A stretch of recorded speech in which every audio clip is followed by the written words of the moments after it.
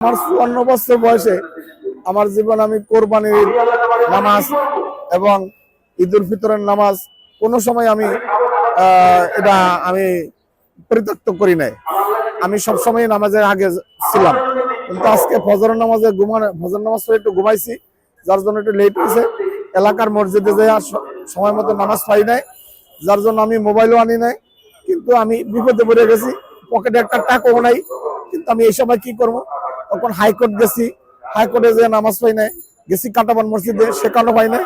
তারপরে এক ভদ্রলোকের গেলাম যে আমি বাইতুল মোকরম মসজিদে নামাজ পাবো কিনা। উনি আমার যুক্তি দিল যে লোন বাইতুল মোকরম। আমি তো ভাই আমার তো কোনো টাকা নাই, আপনার আমি টাকা বিকাশে দিয়ে দেন, ওই কোনো সমস্যা নেই, আপনি লোন। এই ওনার আমার নিয়ে আইছে, নেওয়ার পরে ওনার মোবাইল নাম্বার নিয়ে রাখছি, আমার মোবাইল নাম্বার ওনার দিয়ে দিছি। আমি খুব আপ্লুত, আমি নামাজ পাইছি, শুকুর আলহামদুলিল্লাহ।